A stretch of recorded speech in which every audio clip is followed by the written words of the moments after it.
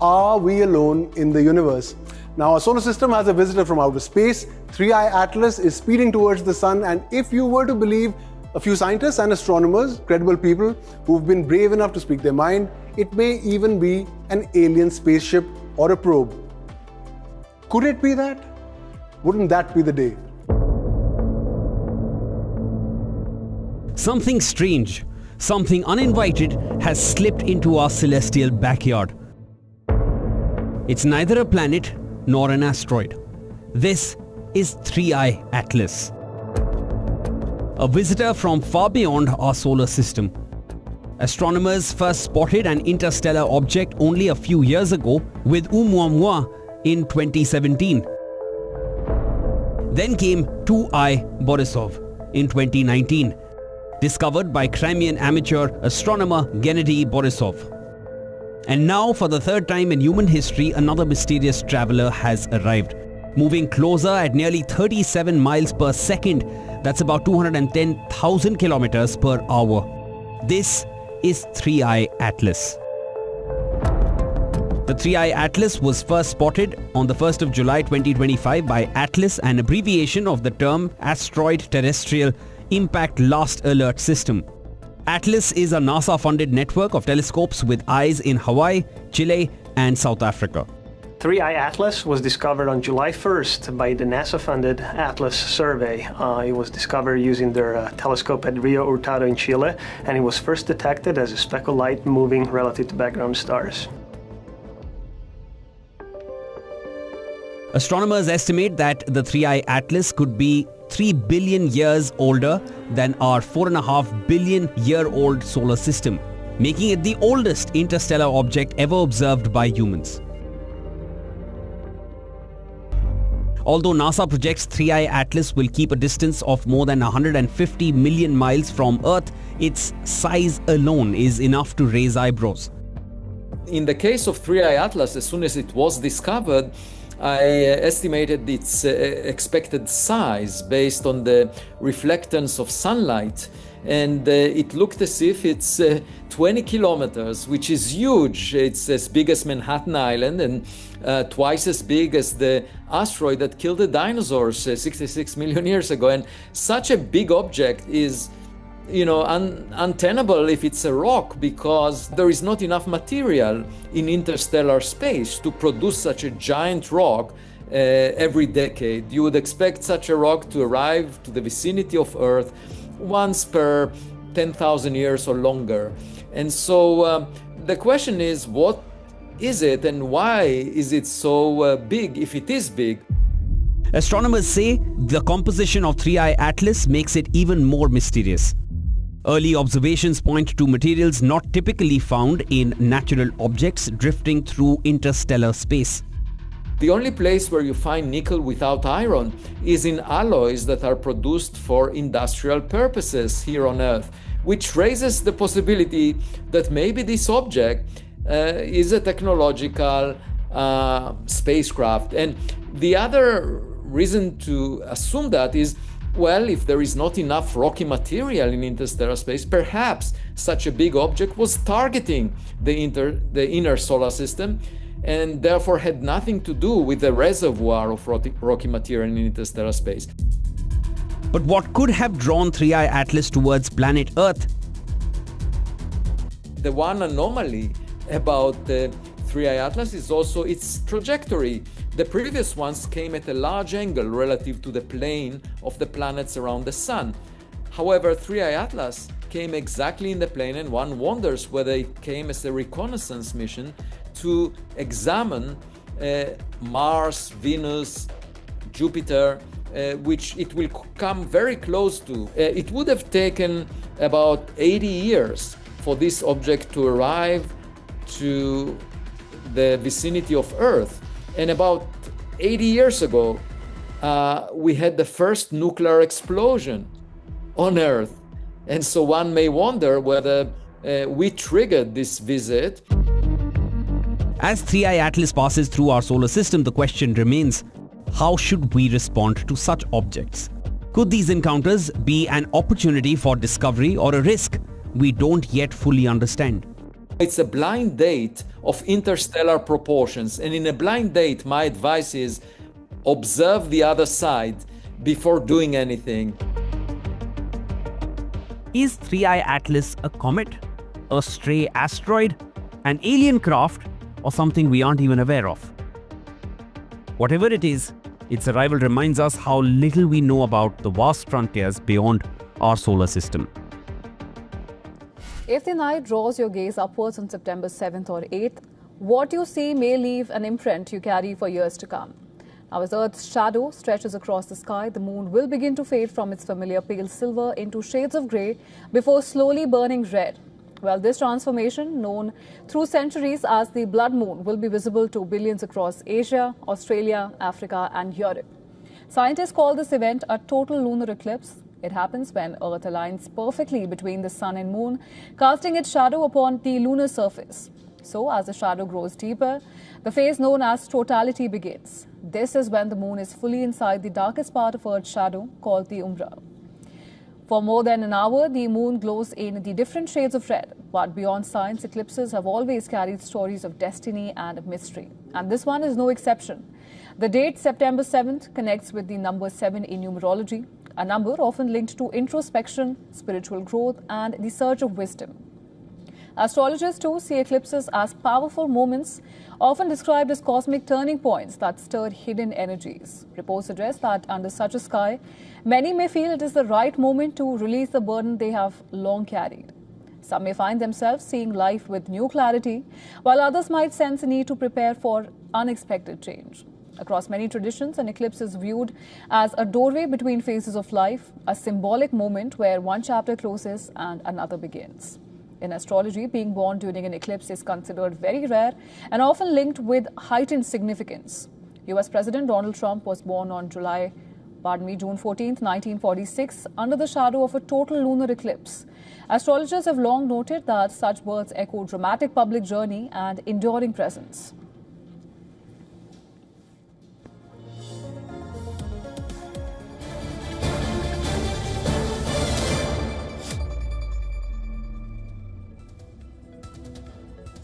Let's now get you some breaking news that's come in, where 6 persons have reportedly died after a cable wire of a cargo ropeway snapped at the renowned Pavagadh Hill Temple in Gujarat's Panchmahal district. The police and the fire brigade teams are at the spot for rescue and relief operations. The temple is situated at a height of around 800 meters, with pilgrims either choosing to climb some 2,000 steps or use these cable cars to reach the summit. Now, the officials have said that the ropeway for use by the public was shut since morning due to inclement weather. So this, of course, is the latest bit of tragic news that's come in, where, according to reports that are coming in, 6 people have died after the cable wire of a cargo ropeway that they were using snapped at the renowned Pavagadh Hill Temple in Gujarat's Panchmahal district. The police and the fire brigade teams are at the spot for rescue and relief operations, and the temple is situated at a height of around 800 meters, with pilgrims either choosing to climb some 2,000 steps or use cable cars to reach the summit. The officials have said that the ropeway for use by the public was shut since morning due to inclement weather.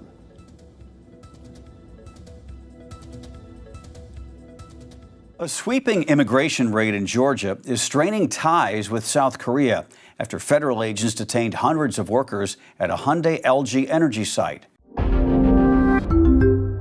Federal agents stormed the construction site of a Hyundai LG Energy battery plant under construction in Alabel, Georgia.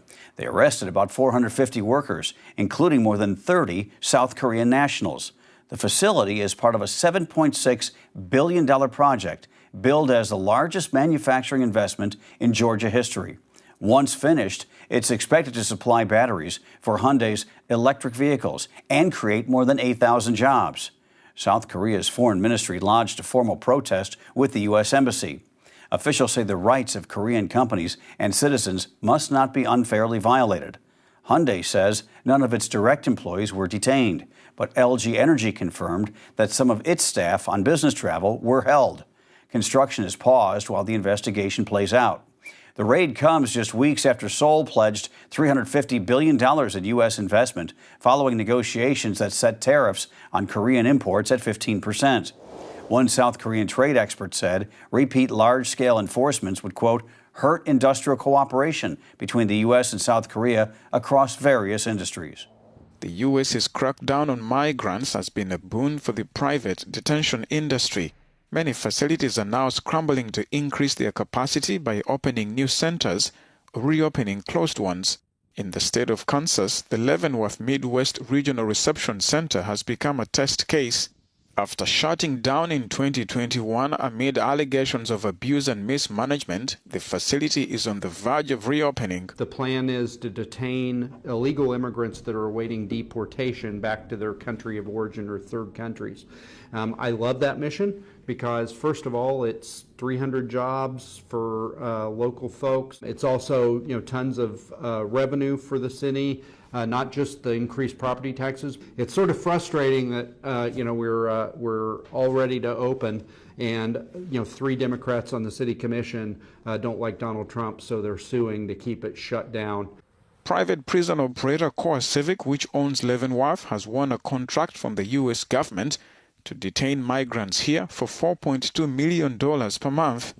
But opposition from the community and a bureaucratic hurdle has delayed its reopening. They had a lot of facility deaths, employee injuries because of short staffing and dangerous conditions. That's going to be exacerbated with the immigration population because of language barriers and because of the difficulty in following up about reporting abuse. People got a taste for what this mass deportation would look like, and they don't like it. While an impasse remains in place in Leavenworth, a nationwide argument is ongoing. And that is whether the social price of profiting from migrant detention is a price worth paying. Frankly, Chris, it's surprising that we haven't seen raids of this scale at workplaces yet. We've seen such a crackdown on cities, primarily those run by Democrat mayors. We haven't seen a lot of workplace raids.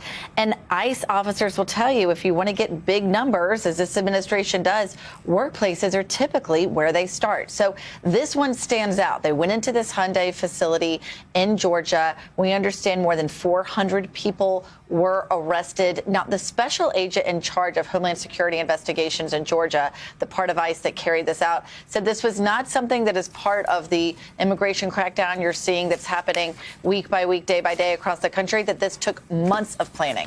Take a listen to what he said. This was not a immigration operation where agents went into the premises, rounded up folks, and put them on buses. This has been a multi-month criminal investigation where we have developed evidence, conducted interviews, gathered documents, and presented that evidence to the court in order to obtain a judicial search warrant. Yesterday, we executed that search warrant and gathered additional evidence that will support this investigation. And Chris, oftentimes what we see when there are workers who are working undocumented is that they may have used someone else's identification and tax number in order to get that job. We're also hearing from the company who said that it was their understanding so far that none of those detained is directly employed by the Hyundai Motor Company. They say we prioritize the safety and well-being of everyone working at the site and comply with all laws and regulations wherever we operate. And I have to say, from covering workplace raids in the past, that can sometimes be common, that there can be subcontractors and they can even have contractors who do all of the hiring that aren't talking to the parent company. Sometimes it can distance themselves from liability in situations like this. But in this case, they're saying these were not people directly working for them, Chris. To see this operation, the biggest of its kind taken in the second Trump administration, it is so striking and has hit such an emotional chord with a multitude of people here in South Korea. Quite astounded that not just one or two or a few dozen South Koreans have been detained as part of this operation, but more than 300, a number confirmed by South Korea's Ministry of Foreign Affairs. Well, the headline from here is certainly that South Korea's President Lee Jae-myung is getting involved in this matter, telling his officials that, quote, all out necessary measures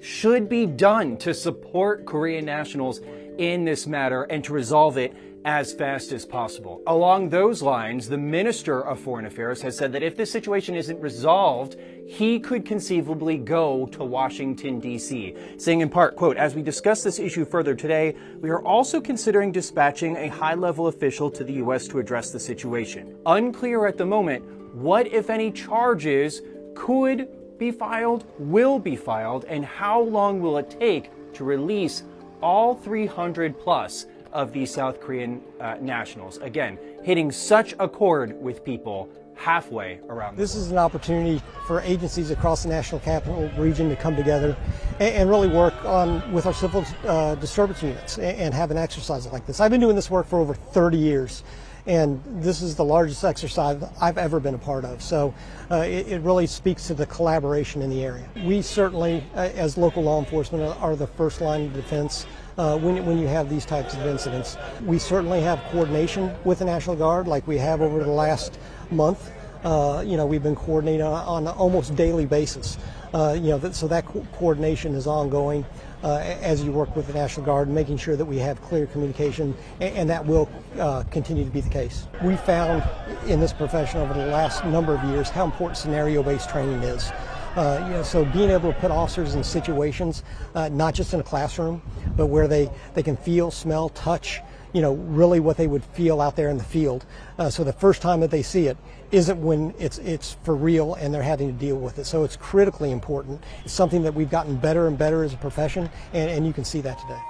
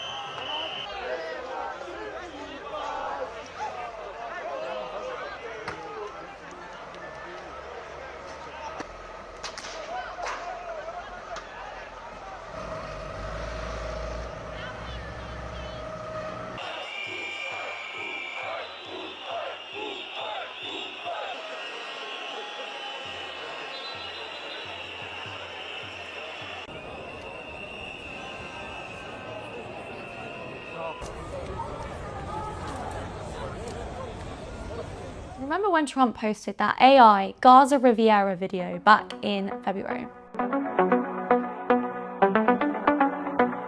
A vision that, from when it was first teased, has been accused of ethnic cleansing on a mammoth scale. It's basically a way of glamorizing ethnic cleansing.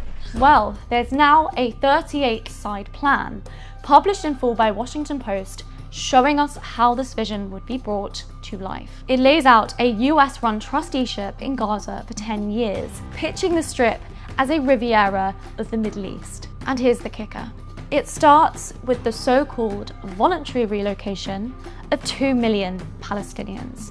The proposal is called the Great Trust, and at its core are 4 key takeaways. Takeaway 1, aid, but only temporarily. The Gaza Humanitarian Foundation, whose aid sites have been described as death traps for Palestinians by the UN, would run camps for 6 to 12 months. After that, it shuts down, replaced by a US-controlled trust managing Gaza's governance, economy, and borders. So in other words, the GHF is just a test run for what militarized control of Palestinians would look like. Takeaway 2, strategic resources. The deck highlights that one of the main strategic benefits for the US would be access for American companies to $1.3 trillion in rare earth minerals present in Western Saudi Arabia. The focus here is on attracting foreign investment and low-cost labor, prioritizing external profits over the needs and rights of any remaining Palestinians living in Gaza. Takeaway 3. A surveillance state, where all services and economies would run on digital IDs and AI-powered systems. The area would be divided into 6 to 8 so-called smart cities, which would be sandwiched between an area labelled the Trump Touristic Riviera and Islands. By creating an enclave of surveillance, it would then become significantly easier to control the population. And takeaway 4, population. The plan assumes the fewer Palestinians that remain, the less the trust spends. Each Palestinian who chooses to leave would be offered a $5,000 cash payment plus subsidies to cover 4 years of rent elsewhere and a year of food. And this is being offered to a starving population. The slides present this as a cost-saving strategy. The more people relocate, the less the trust needs to invest in rebuilding Gaza and running essential services. So who's driving this plan? It was drafted by Israeli-American businessman Michael Eisenberg and Lyron Tankman, an Israeli tech entrepreneur and former military intelligence officer. Boston Consulting Group then produced financial models projecting costs, revenues, and population relocation scenarios, including a plan to relocate Palestinians from Gaza to Somalia. Politically, it is unclear whether this exact proposal was discussed during the White House meeting, which included Trump's son-in-law, Jared Kushner, and former British Prime Minister Tony Blair. But what we do know is that both have presented their own grand plans for Palestinians over the years. And the Financial Times reported that the Tony Blair Institute took part in the Gaza Riviera project and held conferences about plans for Palestinian governments using the same ideas.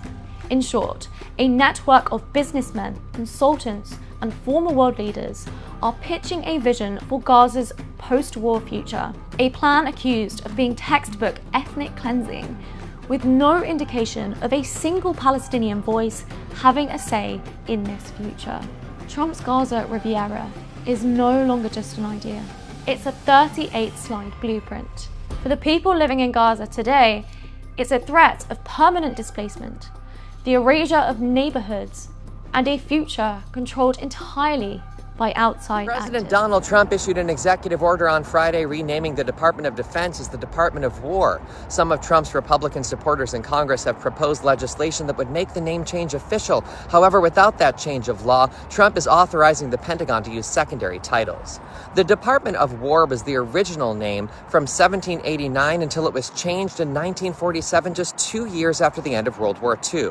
Trump has expressed a preference for the original name. It just sounded to me better. Trump and his Secretary of Defense, Pete Hegseth, have long talked about changing the name, and then today, in the Pentagon, signage outside of the Secretary's office was changed from Secretary of Defense to Secretary of War. Today, with this executive order, you will authorize the current Secretary of Defense and the current Department of Defense to once again embrace this great lineage and once again be named the Secretary of War and the Department of War. We won the First World War, we won the Second World War, we won everything before that and in between, and then we decided to go woke and we changed the name to Department of Defense. So we're going Department of War. I think it's a much more appropriate name, especially in light of where the world is right now. It's an honor to sign this, and we will do that right now.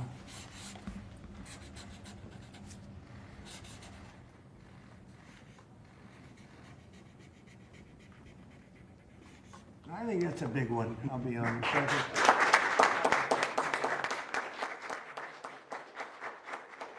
We were very strong, but we never fought to win. We just didn't fight to win. We didn't lose anything, but we didn't fight to win. We could have won every one of those wars quickly, but they went a route that I think was probably politically correct, but not correct for our nation. So I think the Department of War sends a signal. Mr. President, is it your expectation that Congress will codify this name change in the law? I don't know, but we're going to find out, but I'm not sure they have to. We're signing an executive order today, but we're going to find out. We're going to see. If they do, we're going with it, and we're going with it very strongly. It's a very important change because it's an attitude. What happens if Venezuela flies jets over U.S. naval vessels again? Well, I would say they're going to be in trouble. We'll let them know about that. We heard that happen, but it wasn't really over. not like they described. But I would say, General, if they do that, you have a choice of doing anything you want, okay? If they fly in a dangerous position, I would say that you can, you or your captains can make the decision as to what they want to do, all right? Sure. Say it. How close did they get? You said the planes did not. Well, I don't want to talk about that, but if they do put us in a dangerous position, they'll be shut down. The Maduro regime is pushing back today. In fact, they say the U.S. seeks regime change through military threat. Your reaction to those words, and also, would you like to see regime change in Venezuela? Well, we're not talking about that, but we are talking about the fact that you had an election which was a very strange election, to put it mildly. I'm being very nice when I say that. I can only say that billions of dollars of drugs are pouring into our country from Venezuela. The prisons of Venezuela have been opened up to our country. They've taken their prisoners, the worst prisoners, murderers, Tren de Aragua. The worst prisoners that you can ever imagine are now happily living in the United States of America. And when I see boats coming in, like loaded up the other day with all sorts of drugs, probably fentanyl mostly, but all sorts of drugs, we're going to take them out. And if people want to have fun going on the high seas or the low seas, they're going to be in trouble. Es mentira. Y se lo digo a la opinión pública estadounidense. Podremos tener diferencias en formas de pensar en lo filosófico, en lo político, en lo económico. Pero por favor, no se dejen meter una mentira más para una guerra más fratricida ahora en Sudamérica y en el Caribe. Los gringos plantean la máxima presión. El presidente dice nosotros la máxima preparación. ¿Queremos guerra? No queremos guerra. ¿Quién va a querer la guerra? Pues? Queremos paz. Pero lo vamos a preparar para garantizar la paz en los territorios.